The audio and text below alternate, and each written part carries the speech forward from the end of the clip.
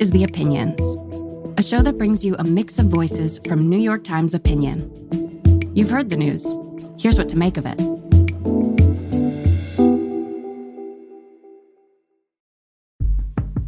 I'm Patrick Healy, deputy editor of New York Times Opinion, and this is The First 100 Days, a weekly series examining President Trump's use of power and his drive to change America.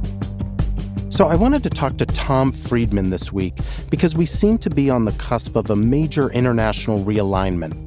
Secretary of State Marco Rubio just met his Russian counterpart to talk about ending the war in Ukraine, but without Ukraine there, without the rest of Europe there. This came right after Vice President J.D. Vance and Defense Secretary Pete Hegseth gave speeches in Europe that boiled down to, you guys, what are you good for? And then there's Trump and Putin acting as thick as thieves. Are the presidents of the U.S. and Russia playing a giant version of that old board game Risk, with the future of the West hanging in the balance? Tom, thanks for being here. My pleasure, Patrick. Okay, so we're a little over a month into the second Trump administration, and you've written about Trump, how he sees himself as a disruptive figure, as someone who thinks that his stock in trade is to be a great negotiator, kind of a great deal maker, and yet he's a guy who doesn't do his homework. And I find myself thinking, what is Trump really up to with these moves? I mean, he can't actually think that he can move all of these people out of Gaza. He can't actually think he can wave a magic wand and end the Ukraine war. Is something bigger kind of going on with him when he makes these radical ideas in the foreign policy space? You know, what concerns me about Trump, Patrick, is that he's got a real upside. The upside is being ready to shake up the game board. And the game board sometimes really does need to be shaken up. Why are we still talking about the Israeli-Palestinian conflict? Why are there still Palestinian refugees, 75 years after the birth of Israel? Why is this Ukraine war just dragging on as a war of attrition? Mm-hmm. So I think there's something actually quite healthy about kind of going back to basics and really asking those questions. But Trump, at the same time, is a chump.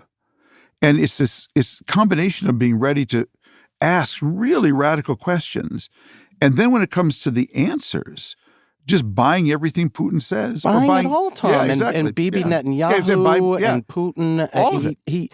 That's the thing, that when I said thick as thieves, I don't understand how Trump sees these guys who are clearly acting in their own interests, not in America's interests. And it makes me wonder, for a president of the United States, does he think about America's interests, or is it just Donald Trump's interests, whatever those are in the moment?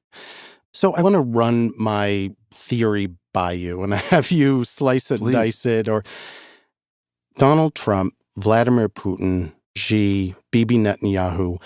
I think Trump looks at these figures as people who are the strong men of the world. And then there are all these weak societies, these weak peoples. He looks at something like Europe and he sees it as a collection of failed economies and open borders and weak national identities.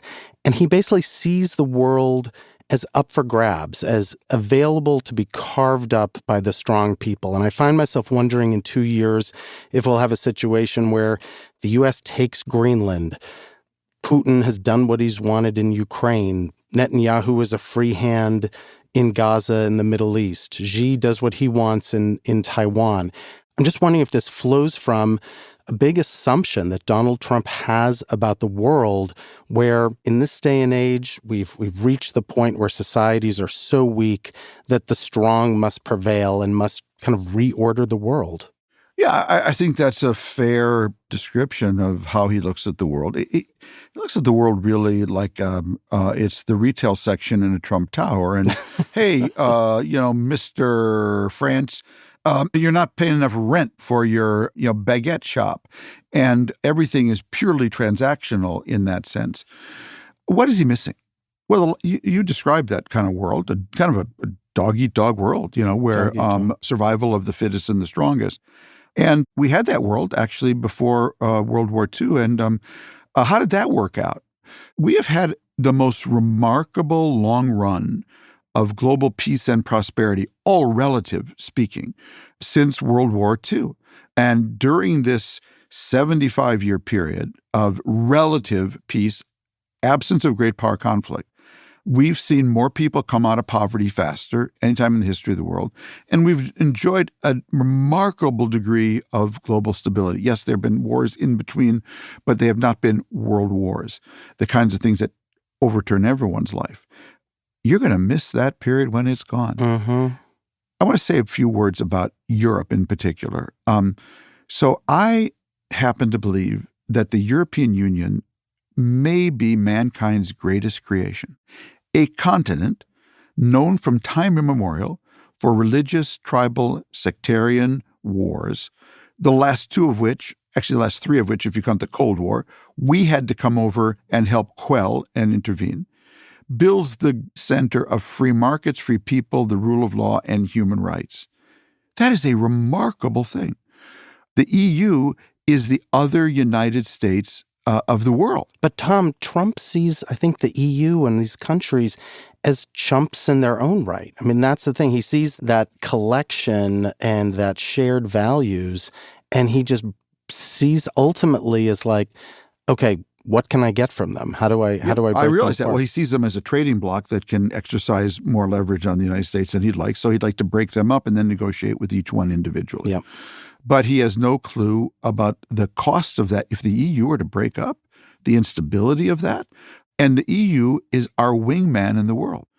Let's just take a conflict I know a lot about, the West Bank conflict.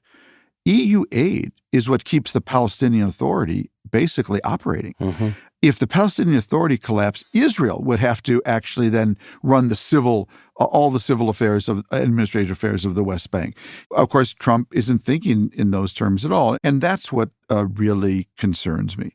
I was saying to you earlier, Patrick, as we were coming here, that to me the single most underestimated force in international relations is actually stupidity. And that leaders just doing stupid stuff. Okay, what Vladimir Putin did in Ukraine was just flat out stupid. He thought he was going to pluck this fruit from the tree. It was going to fall, off, and he'd be in and out of Kiev in a few weeks and install a new government. He got it completely wrong. I mean, he couldn't have gotten it more wrong, but he got it wrong because he was uninformed, misinformed, and just making a stupid bet. So how does that Tom Friedman theory of stupidity apply to Trump's steps toward Putin right now in terms of what he's doing with Ukraine, sort of really elevating Putin, caring more about what the Russians want to do in kind of an end game? How does that kind of theory apply here? How could it even backfire? Well, let's put Trump in his own world. He's trying to buy a casino. He finds out that the guy who owns the casino he wants to buy is got 1 foot in receivership, and 1 foot out. Okay, Right. Basically, he's run out of cash. Yep. The bank doesn't want to lend him any more money, and Trump comes in and says, "You know what? I'll pay double your asking price." So basically, what Putin wants is he wants Trump to come in and save him from the battlefield failures that he engendered. Its casualties are about 800,000 killed and wounded. This is a colossal failure. He's got 21% interest rates. His economy now is, again, everything's going up in price with inflation because he had to shift so much production capacity to the war. He didn't have the people and capacity to take care of the housing, cars, eggs that people need. So prices are going up there. This guy is playing an incredibly weak hand. And Trump is basically saying, let's see, I've got, 4 of a kind, but I think I'll fold. You know what I mean? Why is Trump throwing him this lifeline, Tom? What is he up to here? Well, again, I think part of it is, I think it operates at 3 different levels. One is, I think, I'm going to go back to ignorance, but also if Vladimir Putin were an American party, he'd be a Proud Boy, Mm-hmm. a white Christian nationalist who's super anti-immigration and super anti-diversity, LGBT, everything. So he feels common cause with He's them. a common cause. Yeah. Because, again, Trump and Putin both think that the greatest danger to their countries internally is woke and immigration. Yeah. And Dissent. so Putin's a proud boy. He'd be a Trump voter. He'd have been there on January 6th. Mm-hmm. So he feels a certain cultural affinity with him that he certainly doesn't feel with Zelensky, an authentic, sort of Democrat. So I think that's going on at the cultural political level. I think at the geoeconomic level, I think Trump's Ukraine strategy is all about his midterm election. That Trump thinks if I can actually end this war and lift sanctions on Russia, Russian oil will swamp the global market. It'll drive down the price of gasoline at the pump, and I will win the midterms. Just Trump saying, I'm ready, I talked to Putin for 90 minutes, actually drove the global benchmark crude oil price down at one point. So you can see where the market is going. They smell this. What is Trump doing with both the Russians and Putin? With Putin, he basically said, well, there's going to be no NATO in Ukraine, and you're going to be able to keep some of the territory. Who goes into a negotiation for a casino by saying, I'm going to let you, keep this part of the land that you need, even though you're going bankrupt, and, I'm going to hire all your staff. No, man, you're slipping them cards left and right, So basically, just in Trump's own terms, this is not a way to negotiate with preemptive concessions. And also to tell the leverage you have on your side, Zelensky and the European Union, I got this, you guys stay home. Tom, I really wonder if part of Trump and Vance's worldview ideology is actually that history doesn't repeat itself if you have the right strongmen in power, that somehow you can take a country like Germany, and if you have, the right populist leaders in place, you can keep a lid on the really dangerous, neo-Nazi elements, as long as you have everyone in your thrall. It feels like a command and control approach. But, you've been covering international relations for more than 40 years. It feels like the story doesn't end well if you just ignore history, if you just believe so much in yourself as a kind of a godlike leader who could control events. To your point, you end up in World War I. You end up in places that you really don't want to be. Well, there were three major leaders on the world stage who wanted to be president for life: Xi, Putin, and Trump. Xi managed to make himself president for life. Putin managed to make himself president for life. We stopped Trump from doing it. And thank God. How did it work out for China? How did that COVID thing work out? In a low information system where no one wants to tell the top guy the truth. Eventually he changed course, but at great pain for the Chinese people. Russia is a similar low information system. Very little bad news ever gets to the guy at the top. That's the only way someone like him could have invaded Ukraine. So low information systems are always dangerous. They're particularly dangerous in a world where we have rapid change. Look, if Trump's tariffs and his simultaneous removal of subsidies for green vehicles, if he's able to implement that, our car companies, particularly Ford and General Motors, could get crushed. So this is not a small thing. Yep. Again, it's just math, okay? I've kind of given up on politics when dealing with Trump because, at least until the midterms, there are no levers to pull, okay? The Senate is all in on him. The House is all in on him. The Supreme Court is all in on him. His media ecosystem is all in on him. I'm now entirely betting on physics, on the hard realities of things. You cannot move 2.2 million Palestinians from Gaza physically, okay? You are not going to get Ukraine to just surrender to Russia because you bat your eyes at them, okay? There is the hard physics of things. And one of the physics is that our auto industry cannot survive a world where it has the steel components that go into it get tariffed by 25%, and you basically crush the EV incentives. The physics of that, the math, is not going to add up. And all you have to do is look at Ford's stock price to see that, because the market, they say first it's a voting machine and then it's a weighing machine. And when you weigh the weight of these things, they don't add up. And if this weren't my country, Pat, I'd put my feet up, pop popcorn, and watch the show. What a show, okay? But it is my country. This guy's driving. We're all in the back seat, and I think he's heading into a wall. Tom, transactions seem so central to Trump's theory of power. He governs in some ways according to a balance sheet. Soft power is hard to quantify, so USAID, goodbye, off the table. He'll get what he wants through a transaction, or he'll take it. What does that mean for world leaders looking to, and I can't believe I'm using this word, but to manage their relationships with Trump? Let me answer that in two parts, Patrick. First, why does he have that ability to do that? Because of the complete collapse of the Republican members of the Senate and House to do their oversight job. Capitulation, Tom. Capitulation. Yeah, I look at these people, Patrick, and I say to myself, you people clearly do not have mirrors, wives, or kids, okay? Because you clearly, if I did what you did, such craven, sycophancy, I wouldn't be able to look in the mirror, number one. If I did what you did, I would come home and my mattress and my golf clubs would be in the driveway. My wife would have thrown them out and golf balls would be spinning down the driveway. My two daughters would not be talking to me. And I look at these Republicans, I say, you people clearly don't have mirrors, wives and daughters. How does it work? Are you living in some offshore island?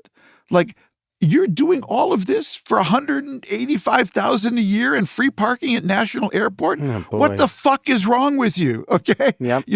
And so it's just like, because the thing is, Pat, I actually don't know anyone in my life who is that craven. Yeah, so if the tight circle, isn't standing up, like if you're the president of France or the chancellor of Germany and world leaders kind of looking at this guy who's so transactional, is it kind of deal or no deal? Is it, can you just stay to the sidelines and hope he doesn't really, send in the troops to Panama or go for Greenland? Is there a way of managing Trump? It's a very good question. And right now, everybody's afraid. Yeah. Look, there are so many CEOs in America. I talk to these people. They know this tariff stuff is just crazy, But he was surrounded by buffers in his first term, and now he's surrounded by amplifiers. He's surrounded by bobbleheads. And that's just really crazy. I think she and Putin probably get more pushback than Trump does now. Yeah. Between the bobbleheads around him and then the echo chamber around them. And they're all living in fear that Trump or Elon Musk, wait for it now, Pat, might tweet about them. Oh my God, did Elon give you an owie? And if they're going to primary you, I promise you there are other jobs in the world other than being in the U.S. Congress. And again, I say this as someone who I'm ready to see Trump disrupt things. I supported him on the Abraham Accords without flinching. When he does the right thing, I want to support my country. I don't want to be in a position that we're all being put in where we have to root for the country to fail for our political position to be redeemed. And that's a terrible position to be in. I don't want to root for the stock market to go down 5,000 points so a dose of reality is imposed on this guy. But that's the kind of position we're in when people don't do their jobs.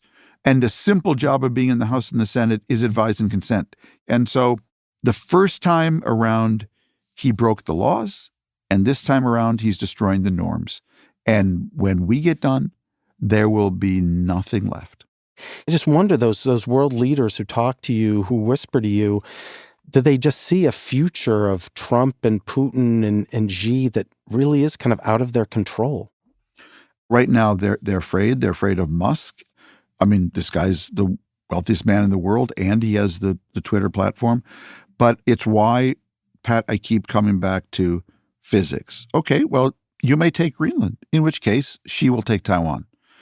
Oh, then we'll really be off to the races in the world. You think you just take Greenland and it doesn't have an effect on others? Maybe Putin will then take a bite out of the Baltic states. That the world you want to be in? You let me know how that works. Tom, I really wonder. I wonder if that is the world Trump would be okay with. Yeah. When the politicians responsible for being buffers don't do their jobs, all I got is Newton and the third law of motion. For every action, there will be an equal and opposite reaction. And that's all I got left. I've pretty much given up on politics, but I do believe in the laws of gravity. The apple actually did fall from the tree. It didn't jump from the ground into the tree. And eventually, the laws of gravity will make themselves felt. Unfortunately, we are in the back seat, and he's driving. Yeah. Trump thinks he can pluck all the apples, but at some point, one's going to fall on his head. That's the way it works. It's all I can hope for, because I clearly don't have politics anymore. And but I got the New York Times, and thank God for that. Tom, thanks so much for joining me. Pleasure.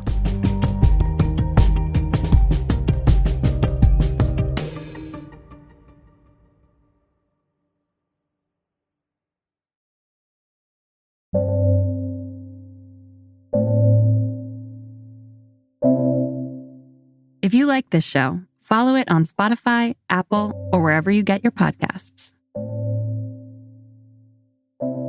This show is produced by Derek Arthur, Sophia Alvarez-Boyd, Vishaka Durba, Phoebe Lett, Christina Samuelewski, and Jillian Weinberger. It's edited by Kari Pitkin, Allison Bruzek, and Annie Rose Strasser. Engineering, mixing, and original music by Isaac Jones, Sonia Herrero, Pat McCusker, Carol Saburo, and Afim Shapiro. Additional music by Amin Sahota.